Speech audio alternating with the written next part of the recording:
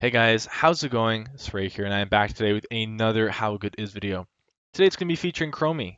Chromie is a Warcraft mage who specializes in long-range poke. She is sort of a counter pick, and not a hero that you usually want to first pick, maybe in some very exceptional circumstances. And that's because she counters some heroes very hard, and she also gets countered by other heroes. So she's very susceptible to dive. She has no peel for herself, and all of her abilities are skill shots. So it's very hard to hit someone if they're directly in front of you. However, if you're at a range, you're able to do among the best range poke in the game, if not the best poke. So she's going to be a little bit worse on maps that are large and spread out, where you're not usually grouped with your team, such as Black Hearts, but a lot better on maps where the enemy team can't really get to you, and you're always with your team. So Brax's Holdout is probably her best map, for example, because you're right near the wall. When you're especially during the early game, your team's almost always near you, so the enemy can never flank, and you're always able to outrange the enemy team. Because no hero in the game can outrange Chromie, except maybe Asmodan, but he doesn't really do that much and isn't very common. So how good is Chromie? Well, she's pretty good. And if you're really good with her, she's going to be really, really strong. If you were able to theoretically hit all of your skill shots, she's the best hero in the game. But that's not realistic, and you're going to miss quite a lot of your skill shots. And if you're always out of position on Chromie and you can't hit your skill shots, she's going to be one of the worst heroes you could possibly be playing. So she's really good in poke comps or burst comps. In fact, she has extremely high burst damage on a very low cooldown. So you're able to burst someone up, say like with a Varian who would taunt, and you can immediately follow up with a combo, or you can go into an ETC or any kind of stun hero. Also go to Malfurion who can give her mana to sustain while she pokes, and he has root. So any kind of combo where you're either bursting enemies or you're poking them from afar to get them low is going to be really good for Chromie. Her best maps are Infernal Shrines, Tomb of the Spider Queen, Brax's Holdout, and her worst maps are any kind of large map, so Warhead Junction, Blackheart's Bay, Cursed Hollow is even quite poor as well. She does okay on most of the other maps. Towers of Doom is also one of her better maps. So let's go over her abilities and why to see why she is so strong. So one of her other unique aspects is her passive, Time Walker. Chromie has traveled to the future and as such will learn her talents 2 levels earlier than her teammates. It says teammates, but it's also the enemies as well. So normal talent tiers are 1, 4, 7, 10, 13, 16, 20, which we all know, but Chromie has a special talent where her talent tiers are 1, 2, 5, 8, 11, 14, and 18. So right off the bat, you essentially have 2 talent tiers because level 2 hits almost immediately when you start the game. So you're going to be already have a huge advantage with that, and you also get your heroic at level 8 a lot sooner, which are key tiers. And just in general, you'll never be fighting with Chromie and be like, oh, I'm down a tier, let's fight. So in a lot of other situations, on basically any other hero, you're like, let's hold the fight off here. We don't have a talent advantage, but with Chromie, you'll always have a talent advantage or at least be even. And that's just passive power to Chromie. So it's a really unique and kind of fun thing. Um, in the game, you're not really going to notice it too much. You wouldn't really, except for level 8, because you can get one of your heroics level 8 before the enemy team has any way of dealing with it. So, because she does a lot of burst damage, heroics like Ariel's Aegis and Uther's Divine Shield will be not available till 10, but Chromie will have her burst combo at level 8. So you can also accelerate the game in that way and look for picks early on. So let's go over her abilities, the rest of her abilities. So she can mount up like a normal hero, and her Q is Sandblast. 20 mana, 2.5-second cooldown, and after 1 second you fire a missile that deals damage to the first enemy hero hit. And that just looks like this. And you can see that the range is quite long. It goes all the way over here. And when you cast this ability, it has a cast time of 1 second, and you're also immobile. So you can see that I'm clicking and it won't move my hero.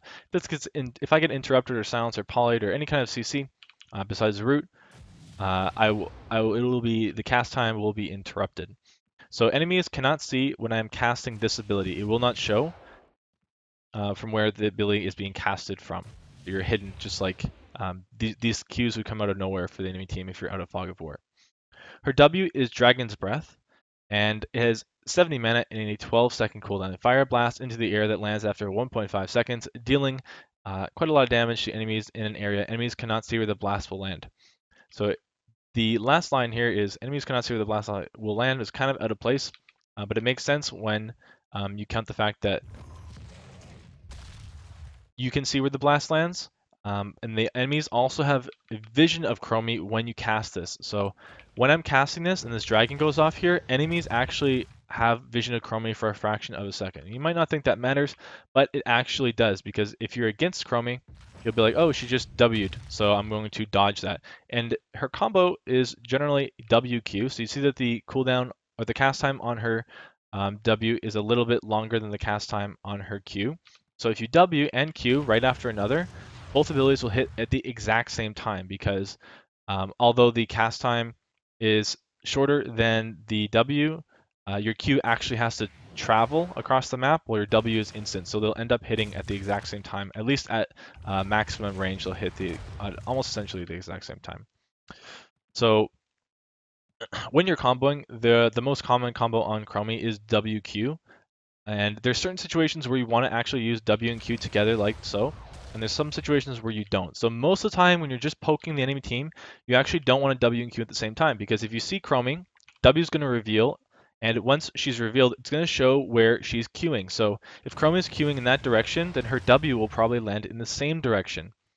So imagine you're playing against Chromie and you see her W queuing, you're like, oh, Q's there, that's where the W is going to be. So W is going to be like at max range in this area, and you can actually predict where Chromie throws her combo if you're paying attention. So it's really, really easy to dodge WQ combos in the same spot. So for that purpose, you only want to WQ on Chromie when when you're following up on CC or you're going to guarantee land it. So basically, if you're going to guarantee land your combo, then you want to WQ in the same spot. Otherwise, you do not want to WQ in the same spot, because it's very easy for the enemy to follow up on it. Notice that the cooldown on Sandblast is also very low versus the cooldown on Dragon's Breath. So Dragon's Breath is your only form of wave clear as well, since Q doesn't hit anything. So I turn on minions here. You'll see that my Q goes through stuff, and my W will actually kill the minions. And it's going to kill the wizard minion and all the back minions once you hit a certain level. I'm not sure what that is, what that level is. It's going to bring the melee minions very, very low. So if you want to wave clear with this, you want to hit the wizard minion and the 3 ranged minions to wave clear as fast as possible. So the way you actually want to combo is you want to W. Let's say that this is the hero I'm playing against. You want to W where you think the enemy will run, and then you want to Q onto where the enemy is, or your normal. So let's say that the enemy is right here. You W and then Q like this, and then they would dodge your Q and run into your W. So that way you're not fully committing onto your W and your Q in the same spot, and you're more likely to hit enemies. This is especially impactful when you're playing against better enemies who actually respond to your combo. So if you're playing at a lower level, a lot of the times the enemy will just completely ignore you, and you'll build a combo and they won't dodge it. But once you start getting better players, they will dodge it. And this is a way of getting around that. The other way is that, let's say this is a hero and they're running in a certain direction here. Say they're running up. You could also say that they're running up in this direction. You could say W over here, and then when you're queuing in this way, they'll think that you're going to project where they're going. Instead, they'll run back and they can run into the W. So you just basically have to predict their movement. It's a little bit of a learning curve when you first start doing it, because it's a little bit different way of you're playing Chromie. Even if you're a Chromie main, this is a little bit of a different way of playing it. But it's very, very important that you do so, especially when you're playing at a higher level, because this way the enemy truly cannot predict where you'll throw it, and eventually you'll just get good at it to the point where you'll hit them consistently. Again, you only want to WQ in the same spot if it's guaranteed. So they're stuck in some kind of CC, or it's their only spot that they can go, or they're just really not paying attention. Sometimes if you're playing Chromie, if you're in lane and you're just matching against someone who's on the opposite side and they know that you're laning right and you're just clearing minions, and you WQ, it's really obvious because they're paying attention. But if you come up from, let's say that you rotate from bot lane, whatever that is, and you rotate mid, they may not pay attention, and if you cast it at max range, you'll be able to get a free combo in. So that's essentially how you combo on Chromie, and I suggest that you're gonna have to get some practice on it to be able to effectively hit it. Again, her base damage on her abilities is extremely high. Compare her damage on her abilities compared to anything else. Any other hero in the game, and her basic abilities do insanely high base damage, like crazy high damage. The other thing is that your combo or your Sandblast is a much lower cooldown, so you want to just constantly cast this. It costs very little mana as well. Constantly cast it as much as you can in Fog of War, because it actually outranges Fog of War. You can see here. So if an enemy was standing anywhere where my cursor is, any further past this, they would not see where the Q comes from. So it's quite easy to hit enemies if you think you know where they are. And you really want to W only when you know it's going to be able to land. You want to save it for more burst situations or just guaranteed. You don't want to just throw your W out like you're throwing your Q out a lot of the time. Unless you're really just poking. And if you have any kind of CC in your team, you usually want to save your W for the burst or for the CC, but you can use your Q whenever you want because the cooldown is so low. Okay, so her third basic ability is Time Trap. 25 mana, 18-second cooldown, and you place a Time Trap that arms and stealths after 2 seconds. The first enemy hero to touch it is placed in a time stop for 2 seconds. Only one Time Trap can exist at once. Okay, so Time Trap just looks like this. You place it, and after 2 seconds, it goes invisible, so enemies can't see it. So this is just like Abathur Mine, so if they're damaged, so any AoE damage will reveal it. It actually has a little bit of health, so it won't die instantly, but anything that damages it will reveal it. Anything AoE enemy will be able to spot it. So let's say if I cast this on the target dummy. So let's say the target dummy isn't going to unfortunately walk through this time trap, so I'll cast it right underneath them. And they are basically placed in stasis, so it's the same effect as Zeratul, Void Prison, and they're just placed in a time stasis for 2 seconds, and they're revealed. So this is has a bunch of benefits. Basically, you're just covering your ass by placing it in a choke or something, so that, say you're playing up over here, you're playing up in mid lane, you're poking, and then, oh, a Zeratul comes behind you, and he walks into the time trap, and it gives you time to get out. It also dismounts heroes as well, so you can get out of the threat. It's also good if you just place it in a bush, especially against Dahaka these days. He'll dig in the bush and immediately be time trapped, so it gives you time to reposition. This is basically not something you're ever using offensively. You're using it to cover yourself. You could use it offensively and place it in a path you think the enemy team will come, and then your team can play around the time trap and set up. So things like Melfruits are obviously going to be really good if you just place it right underneath the time trap. And once the time trap has popped the full duration of the stasis, then you can get a really easy route into combo. You can also just combo it off yourself. So you see that the time trap is placed for 2 seconds. Or the enter stasis for 2 seconds. So that means you can see that they actually has a little pie thing, whatever this is called, a little clock. And once the clock is a quarter through, then you want to combo. So you want to combo right now, and you'll be able to hit them. So once it's a quarter through the time trap, you can do it. So if you're playing against enemies, obviously, and the enemy hits a time trap, most of the time you'll be like, oh, time trap, and you just immediately cast your combo as soon as possible. But the optimal time is a quarter through, and you can perfectly combo, and they won't be able to react. Okay, so let's actually go through her talents now. So there's 2 builds. One build is standard, and one build is a build that I've been running in Hero League that I like. So let's actually go over these. So the 2 builds are a burst build and a poke build. So the talents I don't like are mostly going the Q-oriented builds. Oh, that's not true. Okay. At least level 1 and 2. Okay, so level 1 we have Compounding Aether, and the reward is after hitting 25 heroes, the Sandblast increases damage by 100. Deep Breathing, the quest is every time Dragon's Breath hits an enemy hero, increases damage by 2 up to 50. After hitting 25 heroes, increases damage by an additional 150, and also increase Chromie's sight range by 100. And Time Walker's Pursuit, 25-second cooldown. You can activate it to reveal the targeted area for 2 seconds. Enemies are seen or revealed for 4 seconds. And Gathering a Regen Globe increases Chromie's mana regeneration by 0.1 up to 1.5. After gathering 15 globes, Chromie also gains 5% ability power. Okay, so you might say, well, this Deep Breathing just looks infinitely better than Compounding Aether. And in a sense, it is better, but also take in consideration that it's a lot easier to hit 25 heroes with your Q than it is to hit 25 heroes with your W. So yes, your W is AoE, but it's quite a small AoE. It's also very hard to hit people, and the cooldown is significantly longer than Sandblast. So 12-second cooldown for Dragon's Breath and only 2.5 for your Q. So you're going to be able to get a lot more Qs off stack this up a lot more. Not only that, the 100 damage on your Q means you'll be able to use it a lot more efficiently than the damage on your W, because again, you're only Wing every 12 seconds versus Qing every 2.5 seconds. So you'll be able to Q a lot more and get more value out of this. So even though it's half the number, you're going to have more than twice as many Qs. So you get more value technically out of this talent. And the other talent here, Time Walker's Pursuit, is just really good. So the scouting, you can use it before the gates even open to see where the enemy team is going. So it lasts for 2 seconds, and then enemies are revealed, it's 4 seconds. So if an enemy stays within this circle, they'll technically be revealed for the full 6 seconds, which is a long time. And you can just scout, and obviously it's going to be good versus stealth heroes because it reveals them. But it's also quite good just at scouting enemies in general, make sure you're not getting flanked. Seeing if they're on boss just has a ton of utility. And obviously you can scout as well, so you can combo in a certain spot and maybe find some kills as well. So it just has a lot of uses, and it's not just good for you, it's good for your team as well. And it has a very low cooldown. A 25-second cooldown is very, very short. Plus, on top of that, it gives you mana regen. And after you do stack it, it gives you 5% ability power. So the 5% ability power isn't too noticeable. I mean, it's only 5%, but it is a little bit of a bump and increases your mana regen. So this talent just gives you a ton in one talent. So most of the time, this is going to be your standard level 1 talent.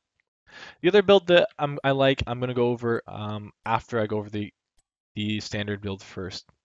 Level 2, I guess, we have Piercing Sands.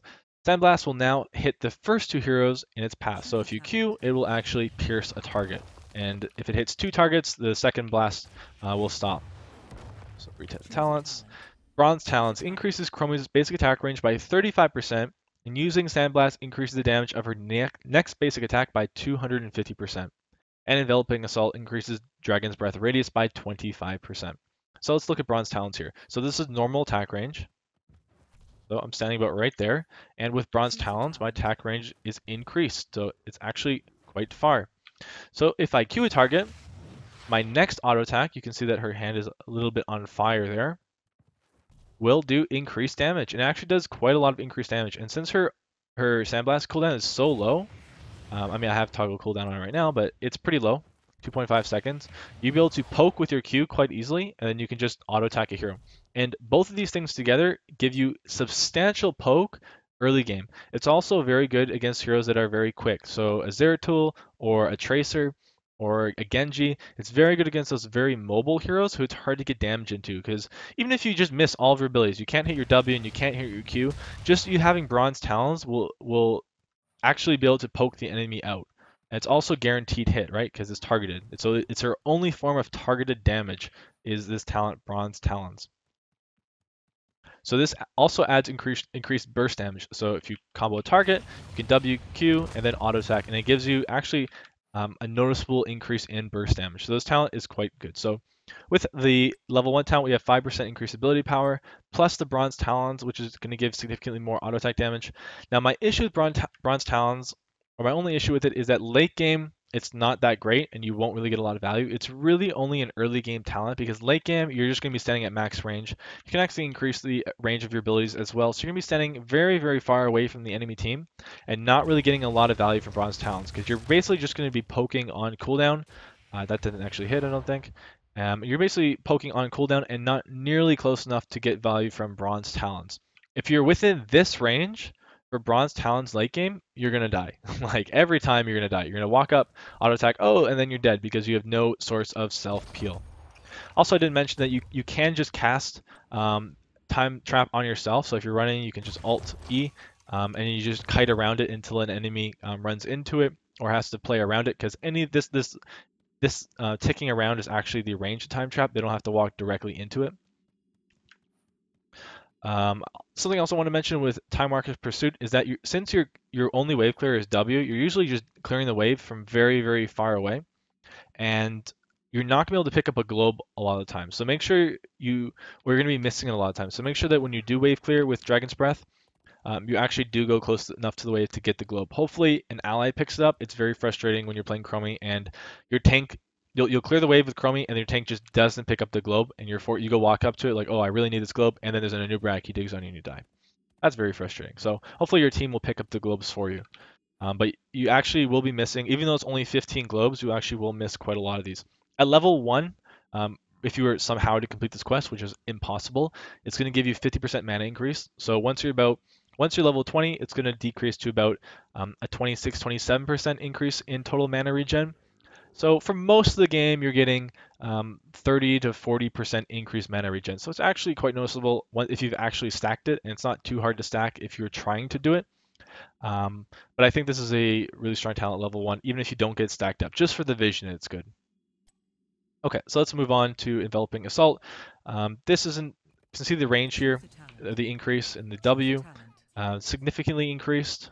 It's 25% radius, but it actually increases the area by more than 25%.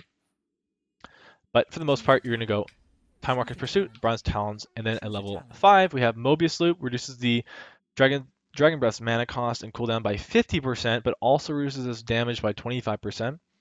Dragon's Eye, Dragon's Breath does 25% more damage to enemies in the center, and Chrono Sickness reduces the Time Trap's cooldown mana cost by 50% after the time stop ends. The enemy is also slowed by 50% for 4 seconds. So in this burst build, we go Dragon's Eye. Note that usually you don't go Chrono Sickness, so the difference is between these two talents here. And since this talent decreases your damage by 25%, this talent increases your damage by 25%, your W will vary in the amount of damage it deals significantly. So if I take Dragon's Eye here, you'll see that I have an additional indicator in the center of this. And if I take the range Enveloping Assault at level 1, it will actually increase the radius of the center circle here. I believe so. So the heroes in the center need to be hit by that to take the increased damage. So this is another reason why the burst build is a lot better if you have CC in your team. It's going to be very difficult to hit that center damage just by throwing your W out randomly. You really want to use it with intent, especially when you have Dragon's Eye at level 5, I guess. Since the cooldown is 12 seconds as well, it's going to take a long time. So we have Mobius Loop here, and that's one of the other builds that I'm going to show you in a moment after I go over this initial build. And notice that it's still going to increase your damage overall, your DPS, but your burst won't be quite as high. So this is more poke, and Dragon's Eye is more burst. Now we have 2 heroics at level 8. Both of these are absolutely viable, but situational. Slowing Sands costs 4 mana per second. It doesn't cost any initial mana, and is a 5-second cooldown. You place a sand vortex that greatly slows enemies inside of it. The longer it is active, the more it slows, up to 60% after 3 seconds. The other heroic we have is Temporal Loop, 60 mana, 70-second cooldown, and you choose an enemy hero. After 3 seconds, they will teleport back to the location where Temporal Loop was cast on them. Let's go over Slowing Sands first. Choose a talent. So the ability, let me turn off toggle cooldown here. You basically just place this for the most part in a choke, and you can see that the sands slow increase. The slow is increased during 3 seconds. Oh my goodness, a 3-second duration. The slow will increase. You can see that the sands are much faster when it's initially placed down, and it gradually slows down. That's how you can know when it's at full slow. So enemies that walk through here, let's actually toggle minions on. So if you cancel this effect, it's actually on a 5-second cooldown before you can replace it. Actually, the minions came a little bit too quick there. So if I place it at the gate here, you can see that it significantly slows enemy movement speed. So this is obviously very, very strong in choke points, and is essentially where you want to cast it. You don't really want to just cast it in the middle of a lane or something, because enemies just walk around it. You really want to cast it in areas where you're going to do a choke point. Also, I want you to note that heroes have hitboxes. So think of Stitches and Asmodan, how big their hitboxes compared to Chromie. Those heroes, so basically all frontline and melee heroes, which are mostly the threats for you, are going to have a bigger hitbox. So you don't actually need to have it, let's toggle minions off here, in a frame perfect spot where it just actually overlaps with the wall. You can actually place it, if I place it right here, for example, enemies won't be able to walk through the little gap there. They'll still be slowed because their hitbox is within range. Also, so when you're sieging, you can either place it in front, usually right here is a really good spot to place it, or if you're able to play very aggro, you can place it behind the gate, kind of like right there. And it's going to, this also grants vision when you have it, so you have vision of any enemy that walks within it. And if any enemy is somehow stupid enough to get stuck in the Slowing Sands, or they're just in a really bad spot, it is very easy to guarantee your combo. So if an enemy is actually in the center of this, they're almost always just dead because they will not be able to get out fast enough before they die to Chromie range damage. So very, very strong ability, and it's obviously going to be better against heroes that are or a team that's very melee heavy because they'll all be stacked and having to run through this. So think of Infernal Shrines when they have to walk onto the shrine. You can place it in the choke when they're trying to get on the shrine.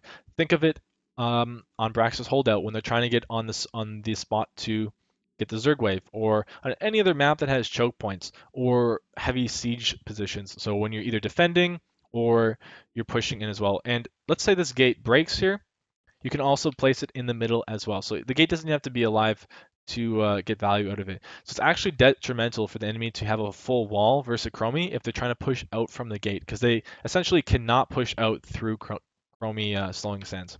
So Slowing Sands is this standard that you'd usually take, I'd say for the most part, but not always. I think that Temporal Loop, which we'll cover, is usually better, especially at lower levels, because it's more punishing. At higher levels, people get cleanse and other heroics that can kind of counter it, so it's not going to get as much value. So basically, let's say that there's only 2 spots for Chromie to get invaded on here. So the enemy team's coming from this area. You basically want to put Slowing Sands to cover one of your areas where they're most likely going to come from, and then have a time trap covering your other flank.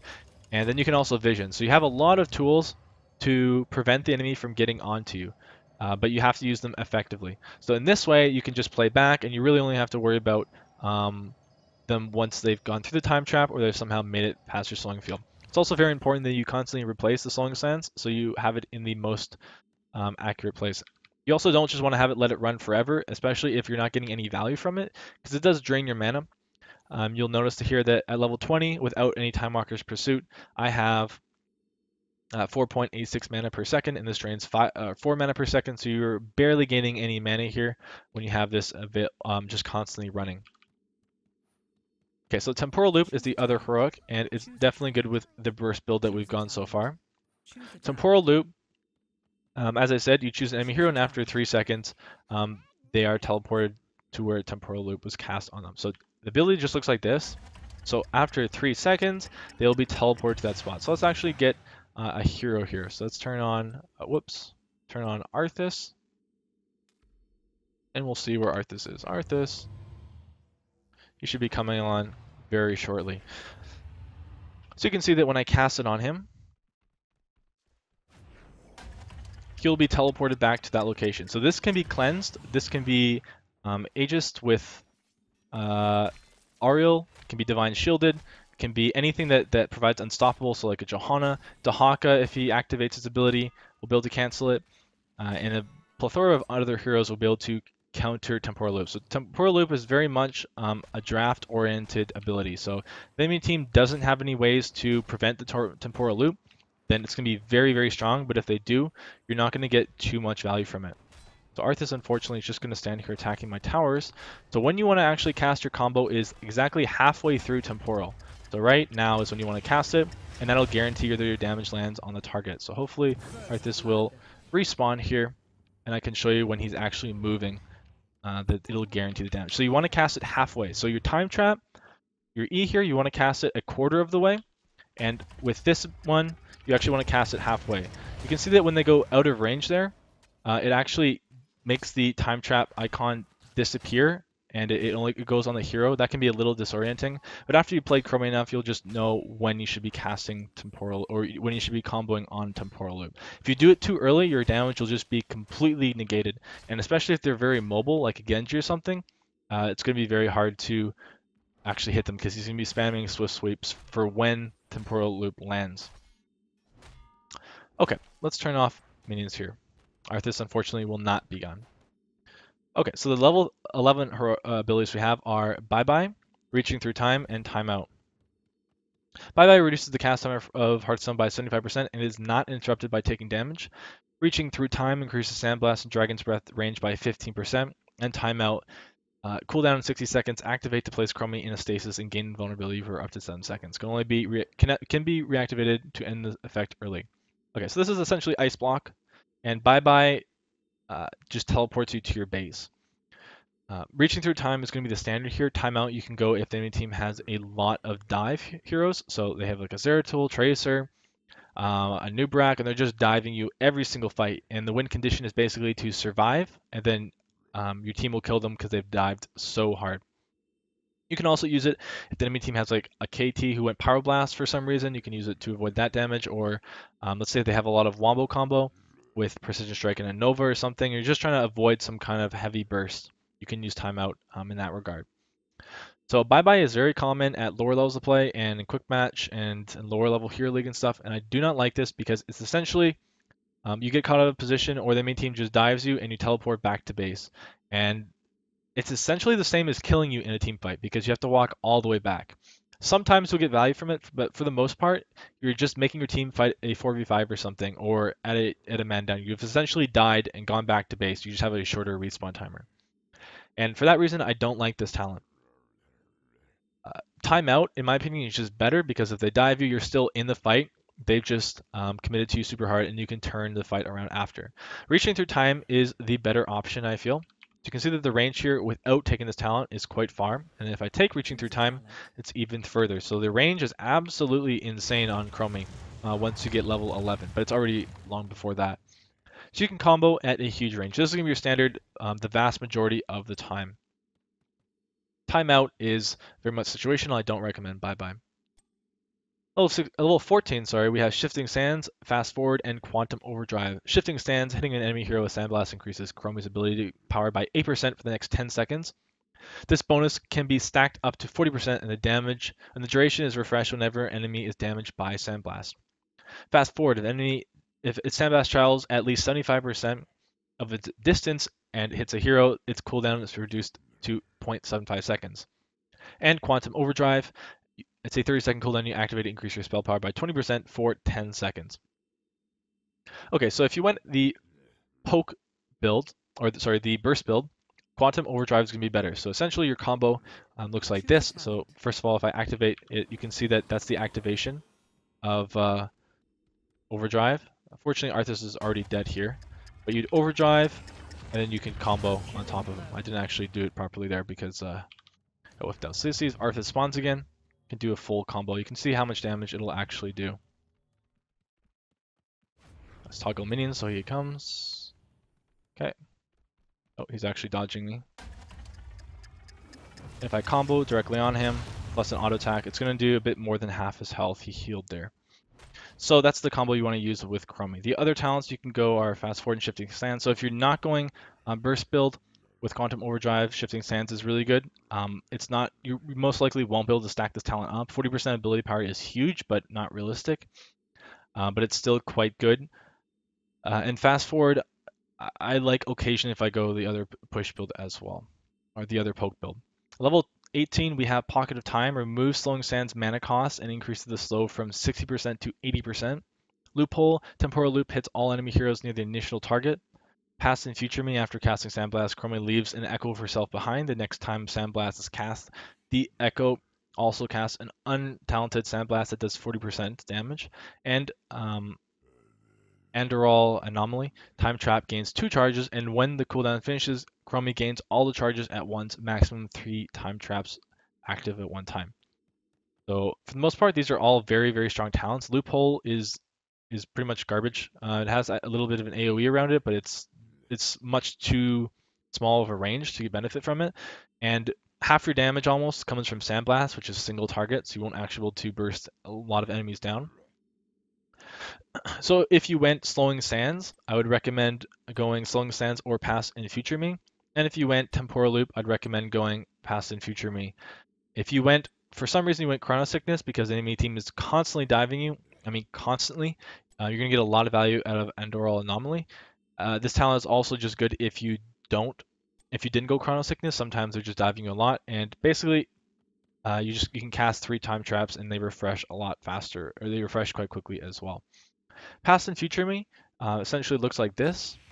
So once you queue here, you'll leave a little copy of Chromie behind. This Chromie does not give any vision, and when you queue your next ability, it will go in that range. I don't believe the range is the same. Yeah, this is an untalented Q, so it doesn't gain benefit from piercing, it doesn't gain benefit from your quantum overdrive, it's just a very standard Q. You can see that both will hit there or fight. So it will always be cast to your other location. You can sometimes snipe someone who doesn't expect this to hit them. Let's say if they're really low health, you could hit them with your copy, but it's not realistic. Usually you're just getting 40% extra damage from your Q. It also does not stack with shifting sands or anything like that. Okay, so let's quickly go over the other build because this video is going on way too long. There's a lot to cover with Chromie builds. Your builds are actually one of the most diverse in the game. So the other build I like going is deep breathing. And deep breathing, I didn't actually talk about, but the sight range increase is massive. So if I take this talent and I complete the quest here, I have vision just like this from walking around. I have vision all the way up to this choke over here from here. So this makes it very, very easy to hit enemy heroes that are very far away. It's also very good against heroes like Stitches who are constantly looking to gank you because you can see them when they're far, far out of range. And you also just act as a permanent ward. So let's say the enemy team, or I'm playing against a team, and I just sit in a bush here with my team. My team actually has insane vision coverage over a huge area. I think this talent is really underrated. Um, it's just difficult to actually get stacks onto it and finish the quest, especially early into the game. But if you do finish it, it's an extremely strong talent. Just the vision range alone is absolutely insane. I really like the vision range at level 1.